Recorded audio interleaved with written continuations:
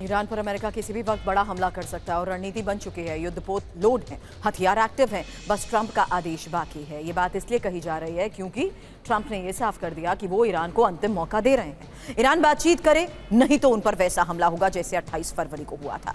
मजे की बात तो यह है कि ट्रंप के इस बयान के बाद ईरान से भी बयान जारी हुआ।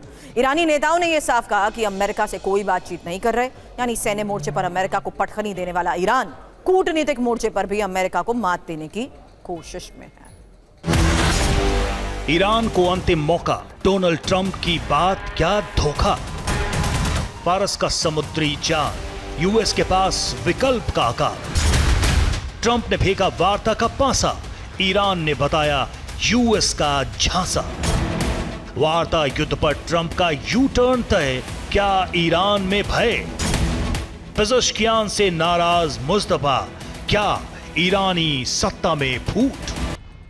अमेरिका और ईरान के बीच युद्ध थमा है, लेकिन दोनों देशों के बीच तनाव कम नहीं हुआ। आशंका जताई जा रही है कि किसी भी वक्त अमेरिका हमले शुरू कर सकता है, क्योंकि ईरान बातचीत के लिए तैयार नहीं है। उल्टा ईरान अमेरिका के मित्र देशों पर हमले कर रहा है। देर रात ईरान ने कुवैत और इरबिल पर हमले किए। कुवैत में अमेरिकी सैन्य ठिकानों को निशाना बनाया। ऐसे में आशंका इस बात की जताई जा रही है कि अगर अमेरिकी हितों को जरा सा भी नुकसान पहुंचा तो ईरान को इसका खामियाजा भुगतना पड़ सकता है, क्योंकि ट्रंप ईरान के सामने लाचारी महसूस कर रहे हैं। इसी लाचारी में ईरान की तरफ से उकसावे के तहत हमला किया गया तो ट्रंप अमेरिकी सेना को हमले का आदेश दे सकते हैं। फिलहाल बड़ी खबर, अमेरिका की तरफ से ईरान पर नए हमले संभव, क्योंकि अमेरिकी सेना युद्ध के लिए हर समय तैयार है और कम समय में नए हमले शुरू कर सकते हैं। अमेरिका ने स्थायी युद्ध विराम नहीं किया है। रूसी अखबार इज़वेत्सिया के हवाले से ये एक बड़ा दावा किया जा रहा है।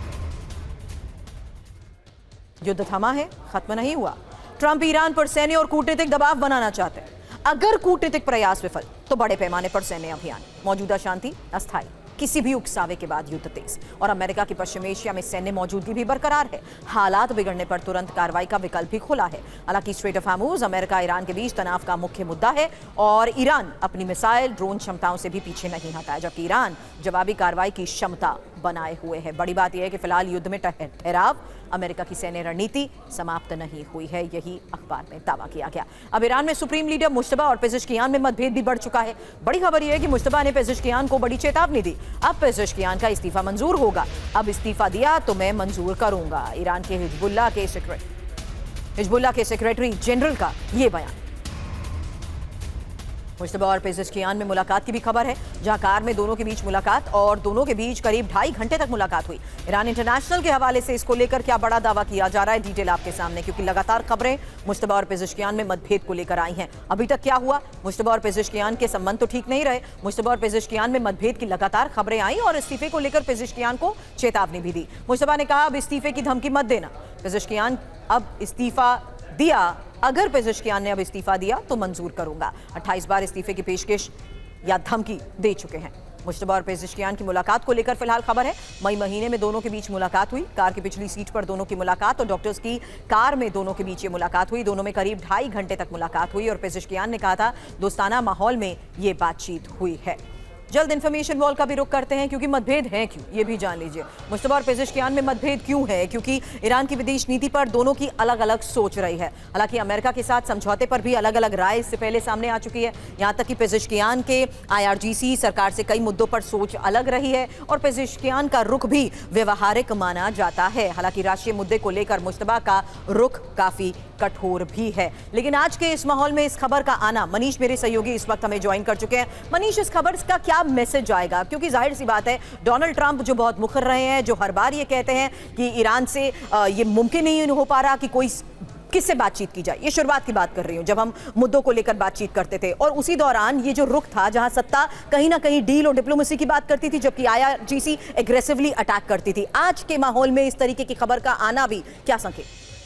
देखिए, सबसे दिलचस्प बात यह है कि ईरान के राष्ट्रपति मसूद पेजेश्कियान अकेले ऐसे शख्स हैं जिन्होंने सार्वजनिक तौर पर यह कहा कि मुश्तबा से उनकी 2.5 घंटे तक मीटिंग हुई थी और वो मीटिंग बहुत अच्छी हुई थी, बातचीत बहुत अच्छी रही थी।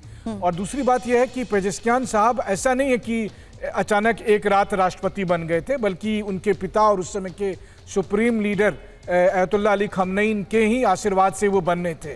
तो इसीलिए बहुत संदेह है कि मुश्तबा खमनेई और पेजेश्कियान के बीच में बहुत ज़्यादा मतभेद देखने को मिल सकते हैं। ये बात सही है कि पहले पेजेश्कियान साहब थोड़े से दुखी थे क्योंकि लगातार ईरान की जो लीडरशिप के तौर पर ईरान के संसद के स्पीकर और विदेश मंत्री आगे बढ़ रहे थे, पेजेश्कियान को साइड किया जा रहा था। लेकिन जब से मुश्तबा ने कमान संभाली है उस वक्त से तो संसद के स्पीकर और विदेश मंत्री साइड हो गए हैं, बल्कि पेजेश्कियान को आगे किया जा रहा है। तो मुझे लगता है कमोबेश से ये दिखाने के लिए कि ईरान के मौजूदा लीडरशिप में मतभेद है, इस तरह की खबरें प्लांट की जाती है ईरान के खिलाफ। वरना सच्चाई में मुझे लगता है कि अगर आज की तारीख में ईरानियन लीडरशिप का भरोसा किसी पर होगा तो वो पेजेश्कियान पर होगा। लेकिन हाँ, इसका मतलब ये नहीं है कि सब कुछ ठीक चल रहा है।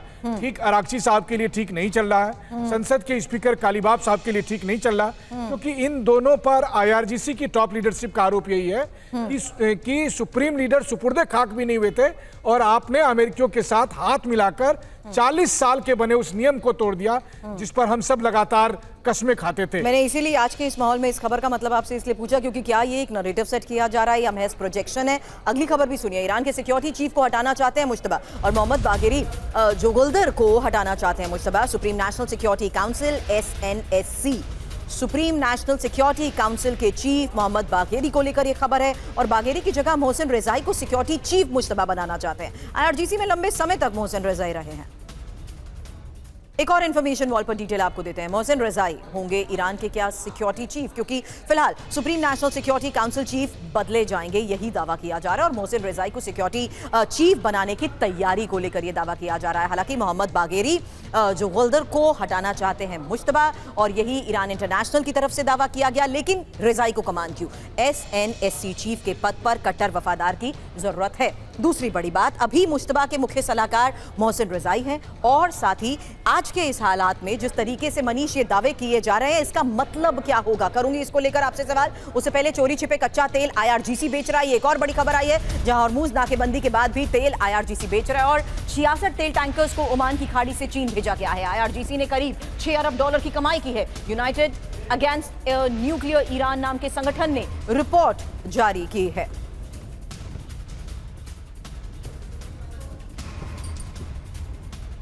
फिलहाल हॉर्मूज पर पहरा और IRGC का खेल, क्योंकि ओमान की खाड़ी के जरिए IRGC की तस्करी को लेकर रिपोर्ट में दावा किया गया कि चीन को भेजा गया है कच्चा तेल और पेट्रोकेमिकल उत्पाद। इसके अलावा 24 जून के बाद 66 तेल टैंकर्स रवाना किए गए हैं। 24 जून को ईरान US के बीच MOU साइन, ये जरा टाइमिंग देख लीजिए, 24 जून और 24 जून के बाद ही 66 तेल टैंकर रवाना किए गए हैं। आपको बता दें IRGC की $6 अरब से ज्यादा की कमाई को लेकर यह दावा किया गया कि कमाई से मिसाइल ड्रोन प्रोग्राम को फंड किया गया है। वहीं अमेरिका के पूर्व उपराष्ट्रपति माइक पेंस का बड़ा बयान, ईरान के खिलाफ निर्णायक जंग की बारी है और अमेरिका इजराइल अपना काम पूरा करें। ट्रंप को अमेरिकी सेना को आदेश देना चाहिए।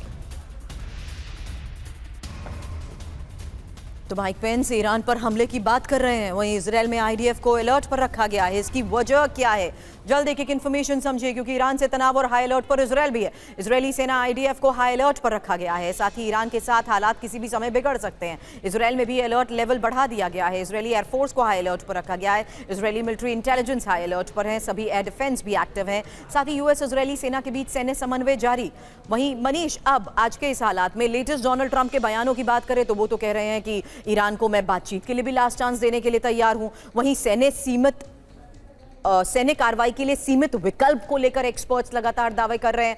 ऐसे में डोनाल्ड ट्रंप का फैसला बहुत हद तक निर्भर करता है, क्योंकि इजराइल लगातार ऑपरेशन के पक्ष में रहा। बिल्कुल, देखिए प्रेसिडेंट ट्रंप के सामने मुश्किल है कि वो करें तो क्या करें, क्योंकि आप धमकी देते हैं या फिर आप स्ट्राइक करते हैं, वो दोनों वो कर चुके हैं। धमकी तो रोज ही दे रहे थे, यहाँ तक कि सभ्यता खत्म करने की बात कर रहे थे। स्ट्राइक भी करके उन्होंने देख लिया। पहले राउंड में 40 दिन तक अटैक किया, दूसरे राउंड में फिर 2 हफ्ते तक रोजाना स्ट्राइक किया। लेकिन इसके बावजूद भी पूरे ईरान का तो छोड़ दीजिए, साउथ ईरान का वो हिस्सा जहाँ पर कि ईरानियन मिलिट्री एसेट जो है हॉर्मुज को कंट्रोल करता है, वो भी खत्म नहीं हो पा रहा। तो इसीलिए उनकी समझ में नहीं आ रहा है कि क्या करें। वो इजराइल का साथ लें तो भी दिक्कत है, ना लें साथ तो भी दिक्कत है, क्योंकि जैसे ही आप साथ लेंगे तो अमेरिका की जो इंटरनल पॉलिटिक्स है उसमें आप पर दबाव होगा कि आपके मास्टर नेतन्याहू हैं, नेतन्याहू के कमांड से आप चलते हैं। अगर आप साथ नहीं लेंगे तो फिर रिजल्ट उस तरह का नहीं आ रहा है। और इजराइल को अगर आप साथ लेते हैं तो इजराइल का अपना सिग्नेचर स्टाइल है कि सबसे पहले वो लीडरशिप पर अटैक करते हैं, यानी ईरान की जो मौजूदा सत्ता में लोग हैं, चाहे वो प्रेसिडेंट हो, फॉरेन मिनिस्टर हो, स्पीकर हो या फिर मुस्तबा हो, सबसे पहले इजराइल उन पर अटैक करेगा। तो ये इन सब दुविधाओं के बीच में अमेरिका को ये तय करना है कि अब ईरान को लेकर आगे बढ़ा क्या जाए, कैसे जाए। और ईरान के सामने भी धर्म संकट देखिए, ईरान के सामने धर्म संकट ये है कि आज की तारीख में मुस्तबा की हालत कैसी है अभी ऑफिशियली किसी को नहीं पता। और IRGC चीफ अहमद वाहिदी जो सोच रहे हैं उसमें केवल और केवल वो जंग सोच रहे हैं, वो स्ट्रेटेजिक तौर पर ईरान का कितना फायदा होगा आज से 10 साल बाद, 20 साल बाद, उसके बारे में वो सोच ही नहीं पा रहे हैं। एग्जैक्टली मनीष, फिलहाल शुक्रिया हमें ज्वाइन करने के लिए। और आगे बढ़ते हैं और रुख करते हैं रूस यूक्रेन युद्ध का, जहां रूस में अब लॉजिस्टिक सेंटर पर हमले को लेकर खबर है और यूक्रेन ने लॉजिस्टिक सेंटर पर हमला किया और व्लादिमीर इलाके में यूक्रेन का ये बहुत बड़ा ड्रोन अटैक है। इस ड्रोन अटैक के बाद लॉजिस्टिक सेंटर कैसे तबाह हुआ, देखिए तस्वीर।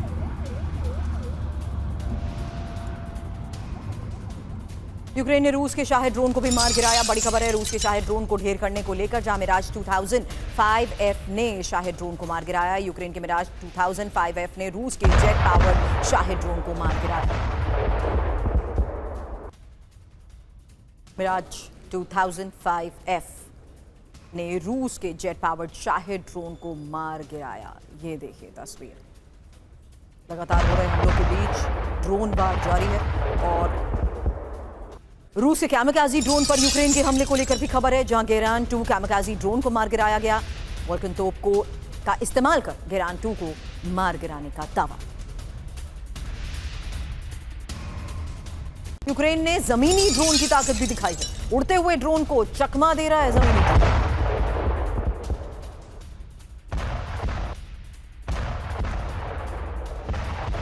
वहीं बैरन सागर में रूस के बड़े युद्धाभ्यास को लेकर खबर है। रूस के नॉर्दर्न फ्लीट ने युद्धाभ्यास किया। युद्धाभ्यास में रूस की क्रूज मिसाइलें शामिल रही।